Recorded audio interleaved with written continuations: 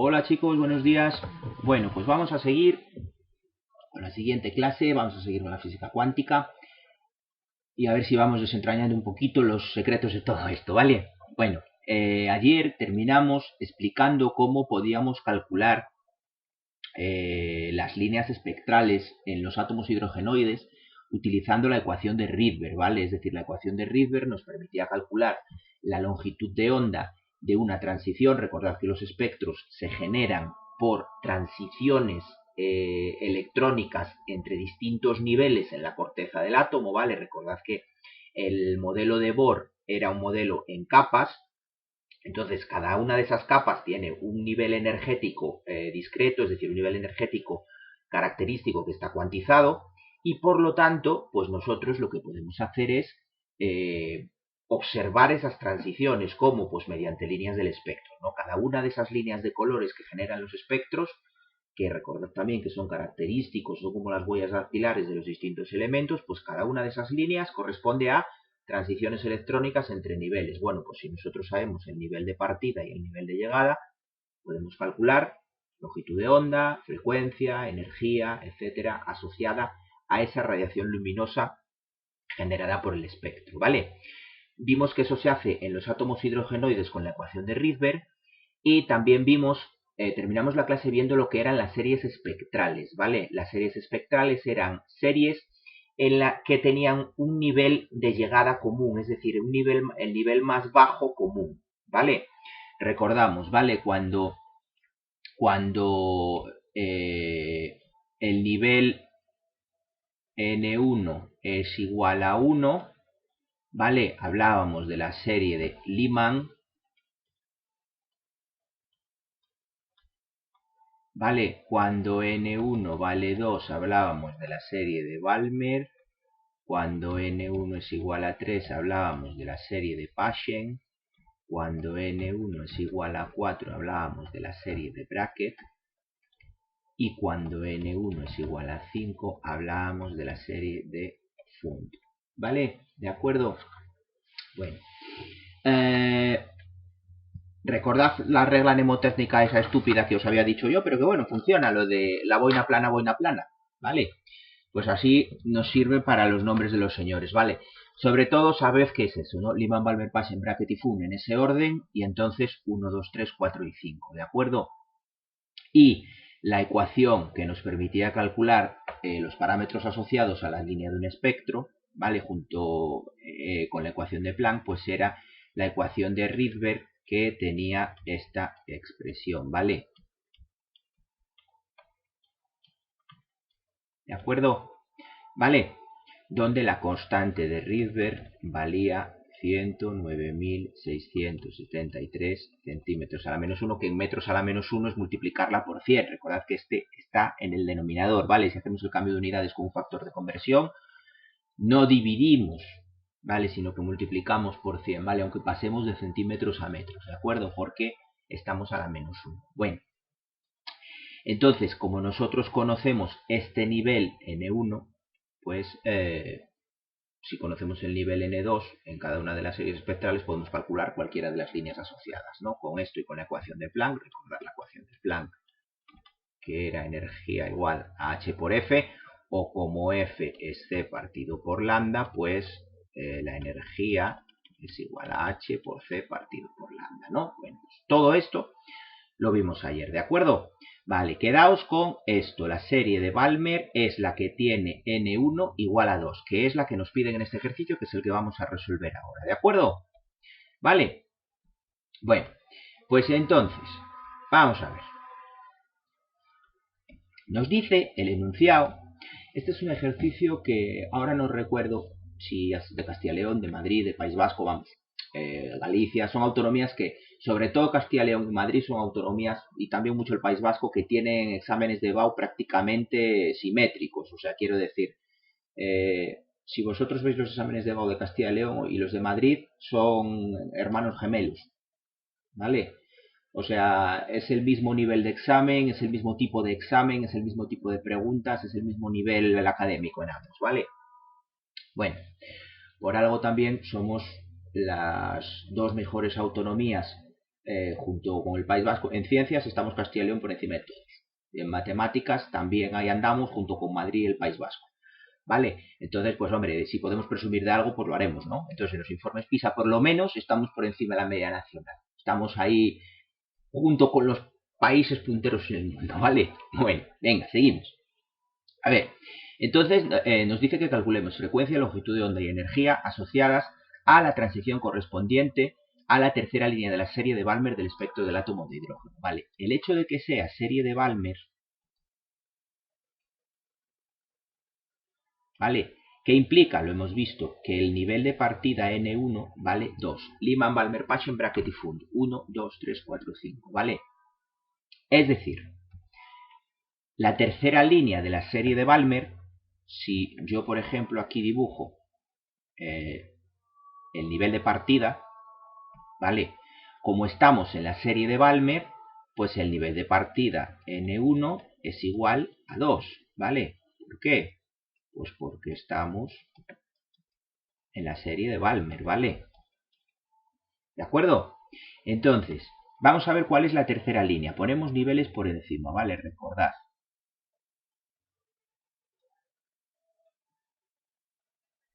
Bueno, vamos a ver.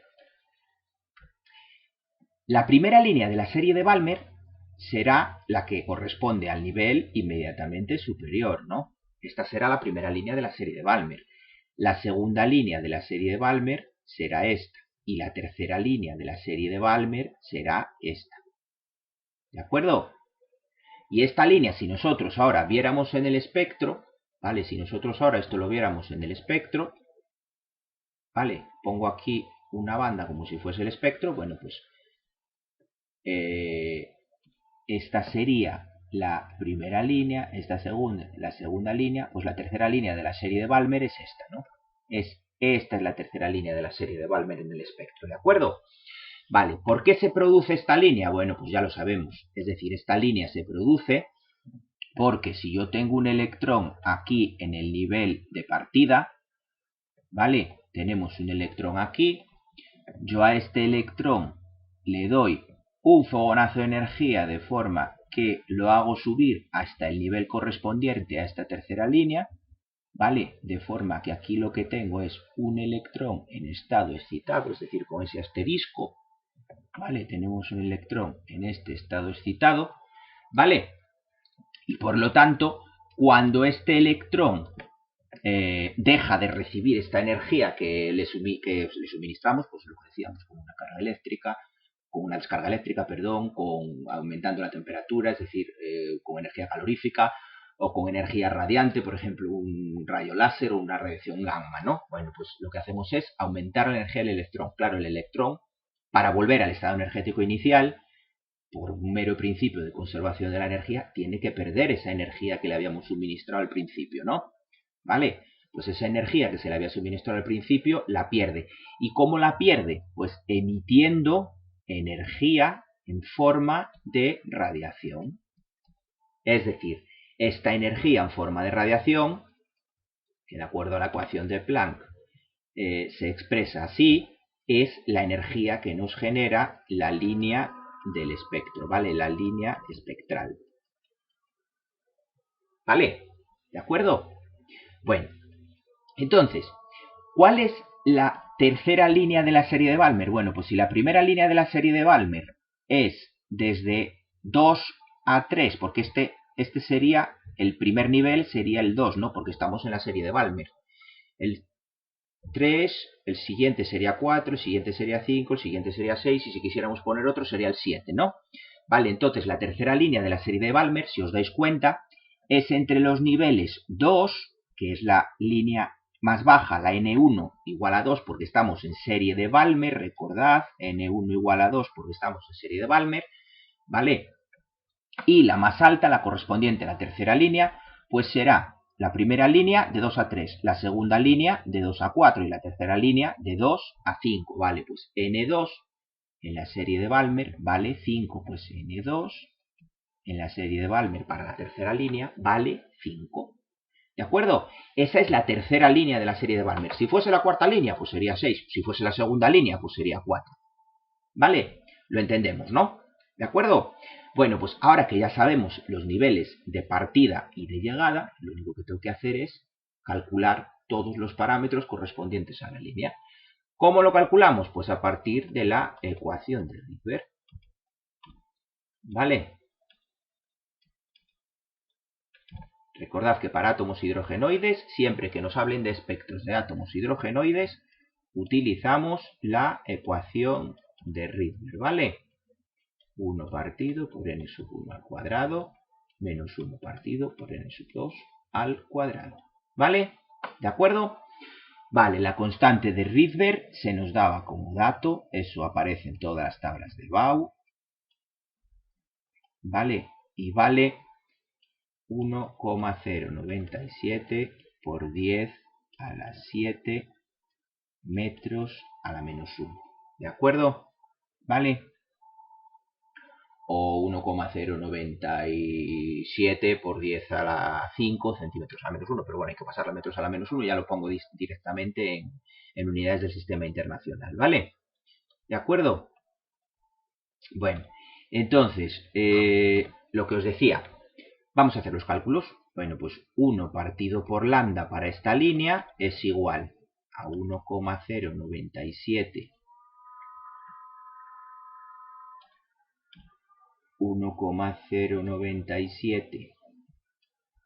por 10 a la menos 7 por 1 partido. ¿Cuánto vale N1 en la serie de Balmer? Pues como es serie de Balmer, N1 vale 2. Pues 1 partido por N1 que vale 2 al cuadrado menos 1 partido por N2. En la tercera línea de la serie de Balmer ya hemos visto que N2 para esa tercera línea vale 5. Bueno, pues 5 al cuadrado. Así de fácil. ¿Vale? Bueno, pues si hacemos la operación, nos queda que 1 partido por lambda es igual, a ver que hago la operación en un momento. Un momentito.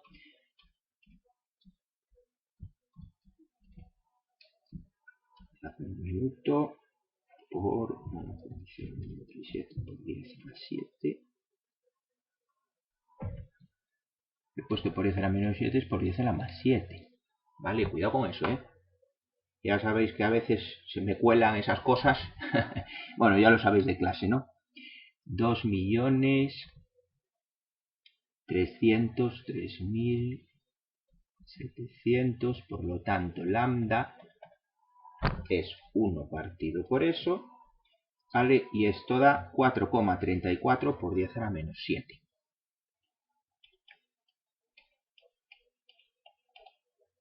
Metros, ¿vale? Es una longitud de onda, por lo tanto, en metros, ¿de acuerdo?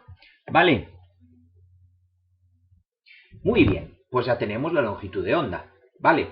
¿Cómo calculamos la frecuencia? Hombre, pues muy sencillo, sabemos que la frecuencia y la longitud de onda se relacionan con la velocidad de propagación de la onda, ¿no? Como en este caso son ondas luminosas, pues la velocidad de propagación es la de la luz, ¿vale? Entonces la frecuencia es c, que es la velocidad de la luz, partido por lambda.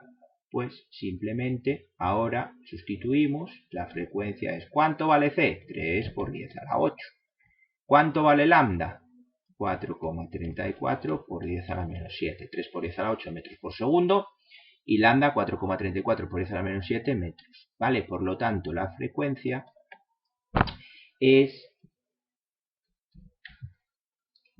partido por 4, perdonad un momento, que hago la operación. Lambda vale 6,91 por 10 a la 14. Perdón, F. 6,91 por 10 a la 14 hercios, o bueno, o lo ponemos segundos a la menos 1, que son también, se les llama hercios, como ya sabéis. ¿De acuerdo? ¿Vale? Así de fácil, no tiene más misterio que esto, ¿de acuerdo? ¿Vale? Bueno, pues ahora, la energía asociada a esta radiación, es decir, a esta línea de luz, ¿vale? La energía asociada a esta línea de luz, pues la calculamos ni más ni menos que con la ecuación de Planck, ¿no? ¿Vale? De acuerdo a la ecuación de Planck, sabemos que la energía son múltiplos cuantizados ¿vale? Ya no hace falta poner esto porque ya sabemos el nivel en el que estamos. Son múltiplos cuantizados de la constante de Planck multiplicado por la frecuencia. ¿De acuerdo? Esta es la ecuación de Planck. ¿De acuerdo? ¿Cuánto vale la constante de Planck? 6,626 por 10 a la menos 34 julios por segundo. ¿De acuerdo? ¿Vale? No hace falta sabérsela, como os digo siempre, porque se nos dan las tablas de datos, ¿vale? Siempre, siempre. O sea, no va a haber que saberse ninguna constante ni nada parecido, ¿vale? Igual que no tenemos que sabernos la G de gravitación, ni la K de campos magnéticos, ni la permitividad, ni las permitividades magnéticas, esas mu sub cero del vacío, ni cosas así, ¿vale? Pues, las constantes en física, realmente uno se las aprende a base de utilizarlas, pero no hace falta sabérselas, se nos van a dar siempre las tablas de constantes. Bueno, pues nada, calculamos la energía y ya está, ¿vale? No tiene más complicación. Pues la constante de Planck, 6,626 por 10 a la menos 34, y la frecuencia, 6,91 por 10 a la 14. Vale, bueno, pues esta línea tiene una energía asociada de por 6,626 por 10 a la menos 34, de 4,58 por 10 por 10 a la menos 19 julios. ¿De acuerdo? Vale, tiene una energía de 4,58 por 10 a la menos 19 julios. Mirad, vamos a hacer un cálculo que es poner la energía en electrón-volt, que esto sí que hay que saber hacerlo, ¿de acuerdo? Porque es cierto que el electrón-volt, electrón-voltio, perdonad, ya sabéis que yo tengo la deformación esta de decirlo en inglés porque mi profesor en la universidad, un profesor que me dio mucha parte de físico-química, todas estas cosas las decía en inglés, ¿vale? Entonces, pues, perdonad por ello si a veces se me escapa, ¿vale? El electrón-voltio, ¿vale? Es una unidad de energía que se utiliza cuando calculamos energía de partículas subatómicas, ¿vale? Daos cuenta, claro, es un electrón y es la energía asociada a una transición entre niveles energéticos en un electrón. Entonces, claro, es una partícula pequeñísima. Claro, su energía va a ser muy pequeña, ¿vale? Del orden de 10 a la menos 19 julios. Entonces, para no tener que utilizar esas notaciones científicas, esas notaciones en potencias de 10 tan grandes, tan pequeñas, digamos, ¿vale? Pues se utiliza mucho la unidad electrón-volt, ¿vale? Electrón-voltio en castellano, ¿de acuerdo? Un electrón-voltio para que os acordéis del cálculo, ¿vale? A ver, yo creo que en la tabla de Bau viene el dato de la equivalencia, ¿vale? Pero si no, numéricamente es como si fuese la carga de un electrón en coulombos o de un protón, ¿vale? Es decir, numéricamente vale 1,602 por 10 a la menos 19. Que la carga de un electrón sabéis que vale 1,602 por 10 a la menos 19 coulombios negativos y la de un protón, 1,602 por 10 a la menos 19 coulombos positivos, ¿no? Pues un electronvoltio equivale a ese número en julios, ¿vale? Esta es la conversión. ¿Vale? Entonces podemos poner esta energía en términos de electronvoltio, ¿vale? La energía es igual a 4,58 por 10 a la menos 19 julios y lo podemos pasar tranquilamente a electronvoltio, ¿vale? Sabemos que un electronvolt es 1,602 por 10 a la menos 19 julios, ¿vale? Por lo tanto, el valor de la energía asociada a esta transición en electronvoltio, repito, esto se pide muchas veces en física atómica, en física cuántica, en física nuclear, etc. ¿Por qué? Porque hablamos de energías relativas a partículas subatómicas. Entonces, claro, van a ser energías que en términos globales son energías muy pequeñas, pero es que, claro, son partículas muy pequeñas, ¿vale? Entonces, realmente, para el tamaño de esas partículas, son energías muy, muy apreciables, ¿vale? De hecho, fijaos que es capaz de emitir radiación luminosa, ¿vale? Bueno, entonces esta energía en electronvoltio nos da 1,602 menos 19, ¿vale? Nos da 2,86 electronvoltio, ¿vale? Y aquí sí que damos, fijaos, claro, Esto es un dato que es perfectamente manejable, ¿vale? Es cierto que, vale, no son unidades del sistema internacional, porque la energía del sistema internacional se mide en julios. Bien, correcto, nosotros hemos hecho el cálculo en julios y hemos dado el resultado en julios. Pero ¿qué ocurre? En la práctica, estas cosas se suelen dar mucho en estas unidades de electronvoltio, ¿vale? O electronvoltio. ¿De acuerdo? ¿Por qué? Para no tener que manejar la notación exponencial de potencias de 10 de la notación científica, ¿vale? ¿De acuerdo? Entonces así nos ceñimos única y exclusivamente a expresiones mucho más manejables, ¿vale? 2,86 pues parece una cosa mucho más manejable que no 4,58 por 10 a la menos 19. ¿Vale? Aunque solo sea por el número de botones que hay que pulsar en la calculadora, lo que ocurre es que es cierto, es decir, luego a la hora de hacer los cálculos, las constantes están en julios, el resto de las magnitudes están en el sistema internacional, por lo tanto hay que operar en el sistema internacional, ¿vale? Pero sí que es cierto que muchas veces se piden las soluciones de los ejercicios en términos de electronvoltio, ¿vale? Entonces la energía, que sepáis que la conversión de julio a electronvoltio, estoy casi seguro, es que ahora no la tengo delante, pero estoy casi absolutamente seguro de que la tabla de Bau viene esta conversión, ¿eh? Pero si no, quedaos con la copla esta de que numéricamente es igual que la carga del electrón, que la carga elemental, ¿vale? Un electronvoltio equivale al mismo valor de la carga elemental en julios, ¿vale? ¿De acuerdo? Bueno, pues vamos a seguir avanzando un poquito en el conocimiento este de la mecánica cuántica, en todo el tema este de la mecánica cuántica, ¿vale? Vale.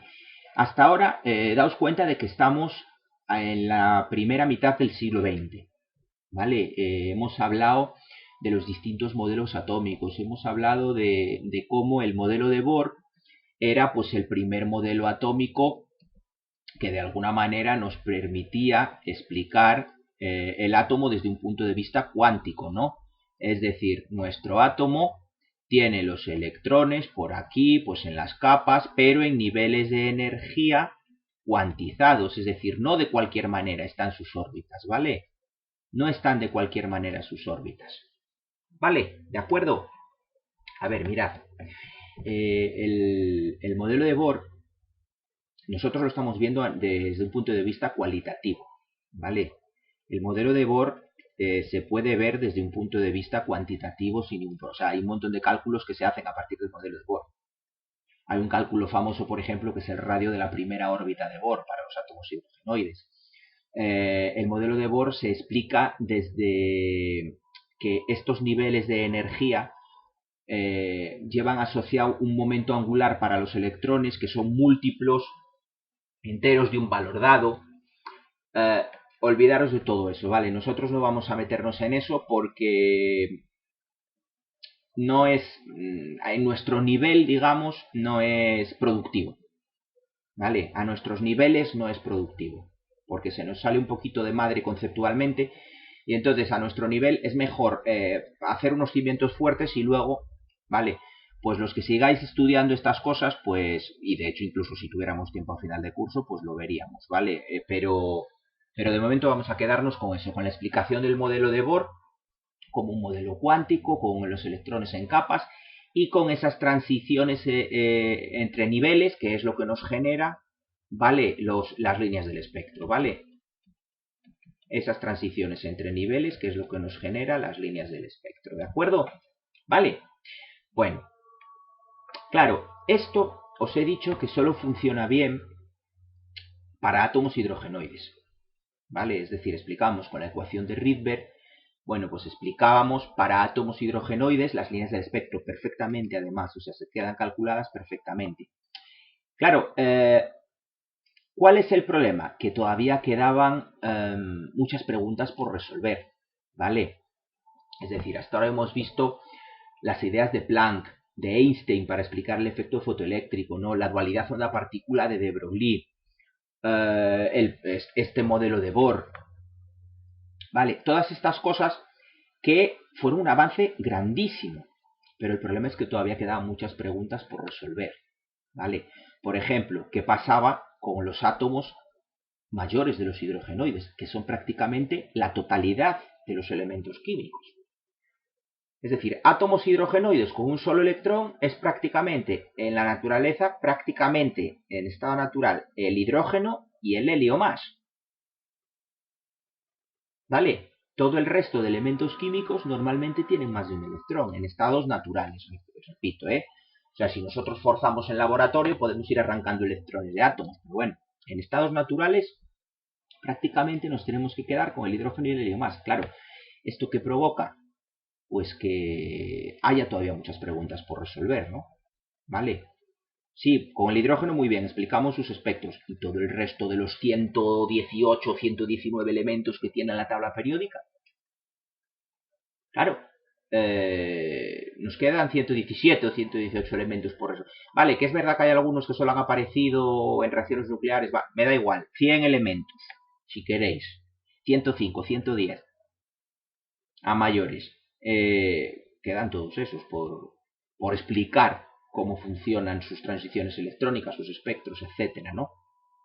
Entonces, claro, todo esto exigía un poco unir esas ideas de Planck, de Einstein, de Bohr, de todas estas cosas, ¿no? ¿Vale?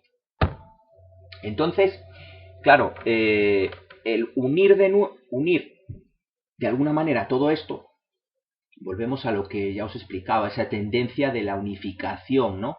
De la física. Es decir, hasta ahora, pues lo que hablábamos, ¿vale? Tenemos,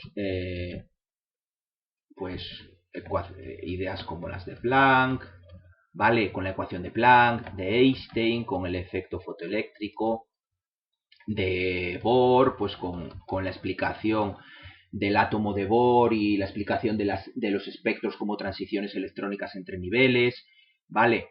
La dualidad onda-corpúsculo de de Broglie, ¿vale? La ecuación de Rydberg para explicar los espectros a partir del átomo de Bohr, ¿vale? Todas estas cosas, pero claro, todo esto se nos quedaba un poco cojo, ¿vale? Necesitábamos algo que reuniera todo esto y que además eh, pudiésemos ampliar las explicaciones, ¿de acuerdo? ¿Vale? Bueno, se hicieron varios intentos, ¿vale? Para unir esto y dar explicaciones a cosas como, pues eso, pues como lo de los átomos, ¿no? Lo de los átomos polielectrónicos y todas estas cosas, ¿no? Los que eran más complicados que los átomos hidrogenoides, ¿vale? Hubo varios intentos. Uno, por ejemplo, que se recuerda más o menos, era uno que se le llamó mecánica matricial, que fue desarrollado por Heisenberg, que ahora veremos la importancia de Heisenberg, pero bueno, el realmente importante, ¿vale? Fue el desarrollado para un poco unir todo esto y dar una explicación a todas estas preguntas que se quedaban un poco en el aire, fue el siguiente gran avance, fue el desarrollado por Edwin Redinger, ¿vale? ¿De acuerdo? ¿Vale? ¿Cómo? Pues explicando los electrones en los átomos mayores que los hidrogenoides con una cosa que él llamaba funciones de onda, ¿vale?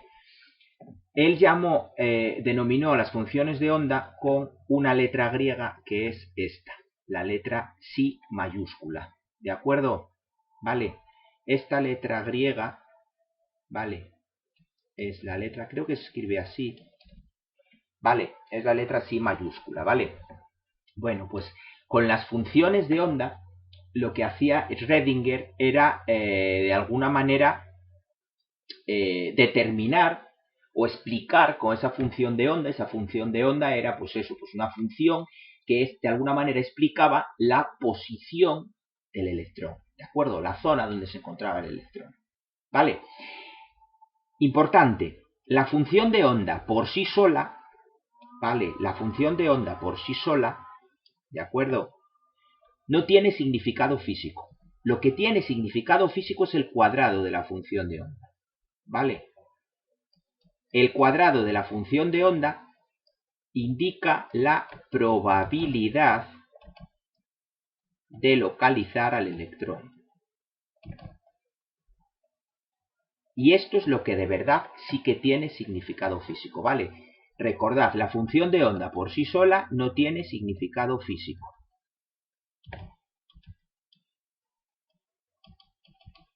Pero su cuadrado sí. ¿Vale?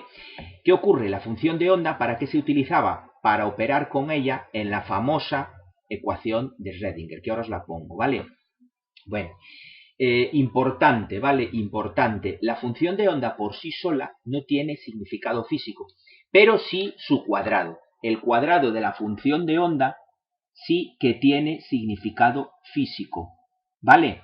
¿Y eso qué significa? Vale, pues esto lo que significa es que nos indica el cuadrado de esa probabilidad, el cuadrado de esa función de onda, la probabilidad de localizar el electrón. Es decir, lo que nos está diciendo es la zona del espacio en la que va a estar el electrón, con una cierta incertidumbre, pero sí, va a estar ahí, ¿vale? Bueno, pues esto es el precursor del concepto de orbital atómico, ¿vale? Esto es el precursor del concepto de orbital atómico. Recordad cuando estudiábamos los orbitales en cuarto, por ejemplo, y además los estudiasteis porque os los di yo. Me acuerdo perfectamente, ¿vale? Entonces le dimos bastante caña al tema de los orbitales. Bueno, pues cuando estudiamos los orbitales en cuarto, recordad que la definición de orbital atómico no es ni más ni menos que la zona de máxima probabilidad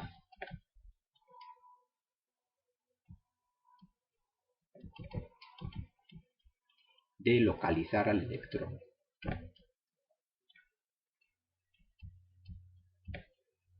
¿Vale? Repito, no os asustéis con todo esto, que esto lo iremos repitiendo y con el paso de los días iremos cuadrando las ideas, ¿vale? Ya veréis cómo al final todo se reordena y lo conseguimos esa unificación de la que hablamos en física, conseguimos verlo todo como un conjunto, ¿vale?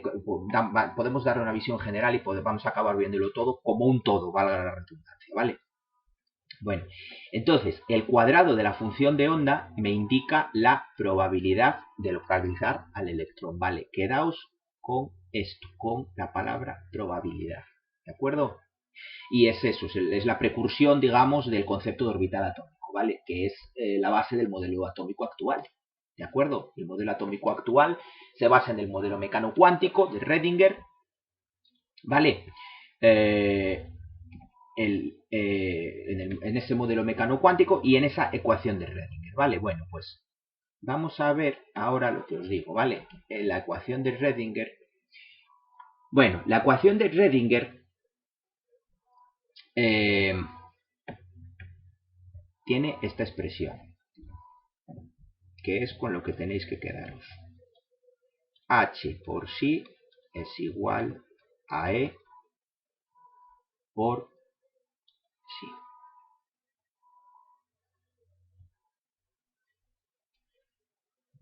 ¿Vale?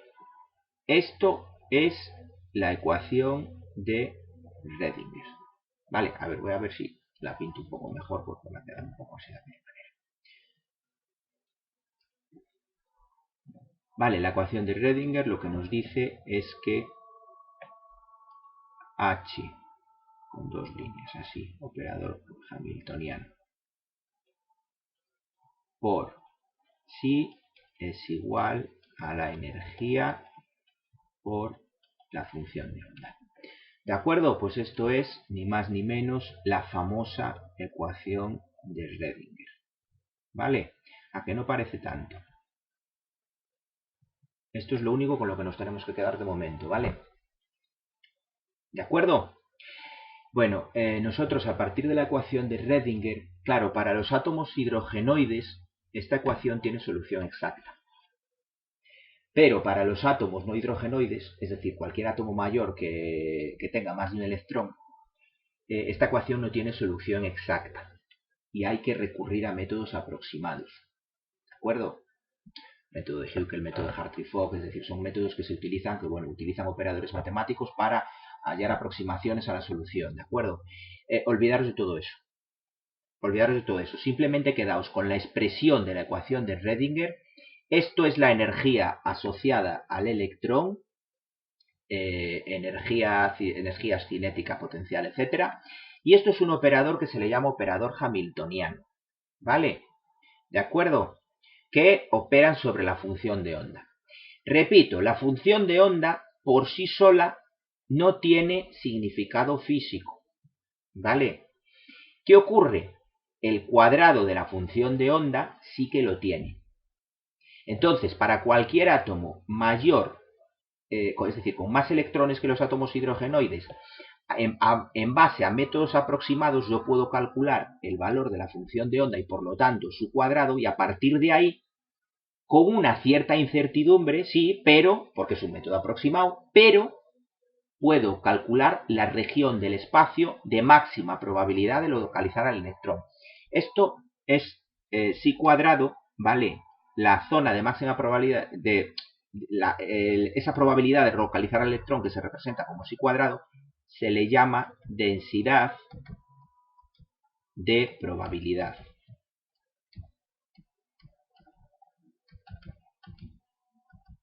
¿Vale? Y esta densidad de probabilidad que representa el cuadrado de la función de onda es el precursor del concepto de orbital atómico, es decir, de la zona de máxima probabilidad de localizar al electrón. ¿Qué quiere decir esto? Que yo el electrón lo voy a poder localizar en una región del espacio donde la probabilidad de encontrarlo es máxima. Pero voy a poder saber exactamente con un 100% de probabilidad dónde está el electrón. La respuesta a esa pregunta es no. ¿Vale? Además lo voy a dejar por escrito para que lo tengamos. ¿Vale? Para que así no podamos negarnos delante de un juez. ¿De acuerdo? Podemos saber con absoluta certeza la posición o la velocidad de un electrón. Vale, la respuesta es categóricamente no. ¿Vale? Siempre vamos a tener una incertidumbre. ¿Vale? ¿Por qué? Porque las soluciones para esta ecuación de onda se resuelven con métodos aproximados. ¿Vale? Recordad, esta ecuación de Redinger para átomos hidrogenoides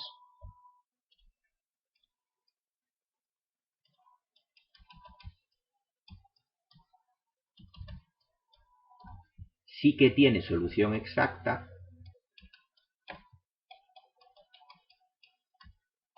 ¿vale? Pero para átomos mayores, es decir, para átomos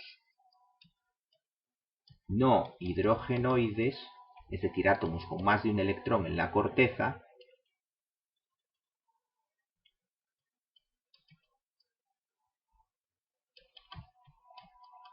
¿vale?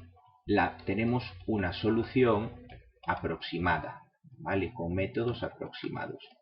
Ya os digo, son métodos que se basan en métodos estadísticos y demás, ¿vale? Tienen unas matemáticas del copón, solo los tendréis que sufrir si tenéis que estudiar química física a nivel avanzado, ¿vale? O sea, como no vais a estudiar físico-química a nivel avanzado, ninguno de vosotros, pues porque por ninguna de las ramas ingenieriles ni de las ramas técnicas por las que vais vosotros lo vais a estudiar a priori, pues no tendréis que sufrir esos métodos aproximados, ¿vale? Si no, os puedo asegurar que si son difíciles, tienen unas matemáticas entretenidas, digamos, entre comillas, ¿vale? Bueno, entonces lo que os decía, ¿vale? Para dar solución a esos átomos no hidrogenoides, lo que conseguimos es las zonas de máxima probabilidad de localizar a los electrones, ¿vale? Es la precursión del concepto de orbital atómico, ¿vale? Siempre vamos a tener una incertidumbre, entonces, en la posición o la velocidad del electrón. ¿Cómo cuantificamos esa incertidumbre? Bueno, pues con lo que se llama el principio de incertidumbre.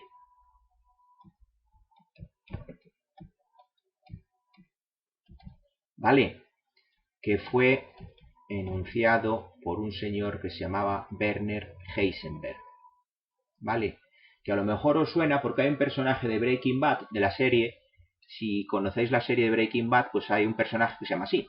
Pero bueno, está hecho en honor al científico, ¿vale? Es decir, fue un científico muy importante que enunció el principio de incertidumbre, ¿vale? Que es uno de los principios básicos de la física cuántica, ¿vale?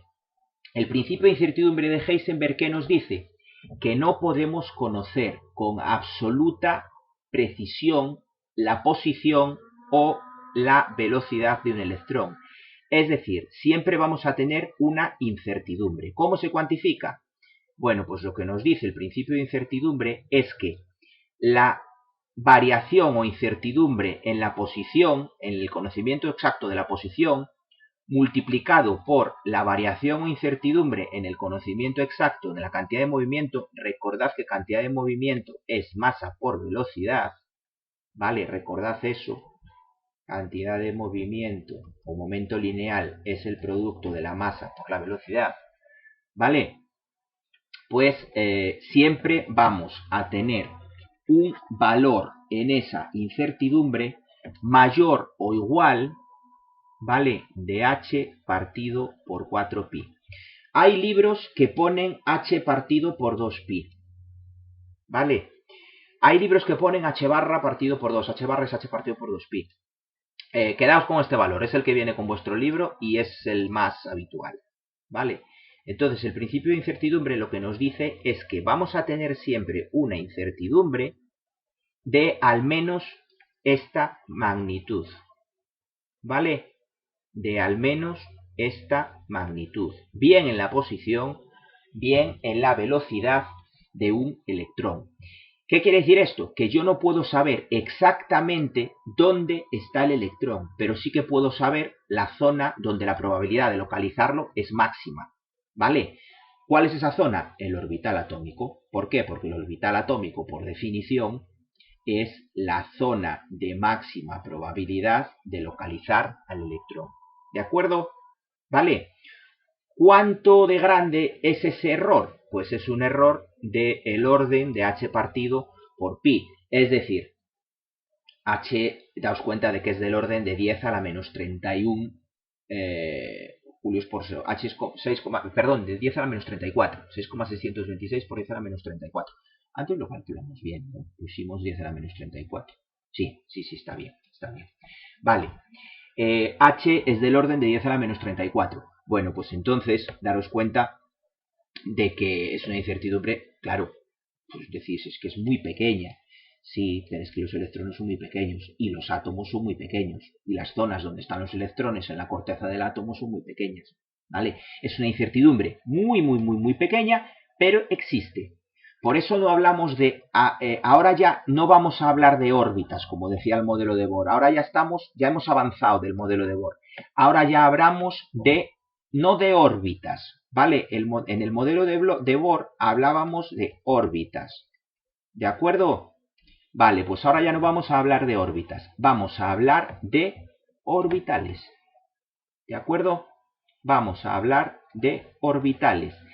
¿Qué es un orbital? Un orbital es la aplicación directa de la densidad de probabilidad generada por el cuadrado de la función de onda. Es decir, eso en cristiano, ¿qué quiere decir? La zona de máxima probabilidad de localizar al electrón, ¿vale? Hablamos de orbital como zona de máxima probabilidad, es decir, va a haber una pequeña incertidumbre. ¿Cuánto de grande es esta incertidumbre? Bueno, pues esa incertidumbre es de grande lo que nos dice el principio de Heisenberg. Es decir, el producto de la incertidumbre en la posición por la incertidumbre en la velocidad, es decir, la cantidad de movimiento, porque la masa va a ser la masa del electrón. Entonces, realmente, esto, aunque la ecuación venga dada en términos de la cantidad de movimiento, lo que nos expresa es la incertidumbre en la velocidad. ¿Vale? Va a ser siempre del orden de h partido por 4pi. ¿Vale? ¿De acuerdo? Bueno, vamos a dejarlo aquí. ¿Vale? Por hoy vamos a dejarlo aquí. Esto es verdad que así a priori, sin calentar, es un poco denso. ¿Vale? Pero yo os pido, por favor, que lo veáis con mucha calma e intentando leer lo que viene en el libro e intentando, sobre todo, quedaos con lo que os explico en el vídeo, ¿vale? Quedaos un poco con una visión global. Partimos del átomo de Bohr, de órbitas definidas. Bueno, pues ahí llegamos al modelo mecanocuántico actual, que no habla de órbitas, que habla de orbitales. ¿De acuerdo? Estos orbitales, aquí tenemos el modelo mecanocuántico actual, ¿vale? No hablamos de órbitas, hablamos de orbitales, ¿vale? ¿De acuerdo? Bueno, ¿qué es un orbital? La zona de máxima probabilidad de localizar el electrón. ¿Cómo se calcula la función de onda? En átomos hidrogenoides, por solución exacta de la ecuación de Redinger, en átomos no hidrogenoides, utilizando métodos aproximados para resolver la ecuación de Redinger, ¿vale? Y ¿cuánta incertidumbre tenemos? La que nos marca este principio de incertidumbre de Heisenberg, ¿de acuerdo? Mirad, en la ecuación de Redinger, lo que es el operador hamiltoniano y lo que es la energía, si eso ya le echamos un vistazo en la próxima clase, ¿vale? Hoy no quiero saturaros más. El operador hamiltoniano es un operador que lleva englobadas derivadas parciales en las tres coordenadas con respecto a cada una de las tres coordenadas del espacio, un operador que se le llama nabla, ¿vale? Bueno, olvidaros, es decir, no vamos a tener que aprendérnoslo ni aprender a manejarlo ni nada parecido, ¿eh? Repito, si no vais a estudiar física cuántica ni fisicoquímica a nivel muy avanzado, olvidaros porque simplemente quedamos con lo que es la ecuación de Redinger, la función de onda, que el cuadrado de la función de onda me da la densidad de probabilidad, es decir, la probabilidad de localizar el electrón, y esto no es más que la explicación mecanocuántica del concepto de orbital atómico, ¿vale? Como zona de máxima probabilidad de localizar al electrón, ¿de acuerdo? ¿Quién me da esa incertidumbre en esa probabilidad? El principio de incertidumbre de Heisenberg, que me da que el producto de la incertidumbre en la posición y en la velocidad es mayor o igual que un valor dado que viene definido por la constante. ¿Vale? Bueno, pues nada más, chicos. Es verdad que esto es un poco denso, por eso os digo, mañana hacemos una clase cortita, ¿vale? Hacemos una clase cortita, repasamos un poquito todo esto, a ver si podemos darle una visión de conjunto global, hacemos algún ejercicio de aplicación para que veáis que realmente es muy sencillito aplicar esto a nuestro nivel, ¿vale? Y nada, seguiremos avanzando y vais a ver que luego vamos a empezar a hacer ejercicios ya hecho y vais a daros cuenta de que vamos, que no vais a tener el más mínimo problema, ¿vale? Que vais a resolver los ejercicios que hagamos de BAU, en las colecciones que tengamos en el libro que busco yo por ahí y que no vais a tener ningún problema en resolverlos, ¿vale? Veis que lo que hemos hecho hasta ahora, los ejercicios técnicamente son sencillos, o sea, no tienen gran cosa, ¿vale? Bueno, pues nada más, chicos. Mucho ánimo y a seguir avanzando, ¿vale? Venga, un saludo, hasta mañana.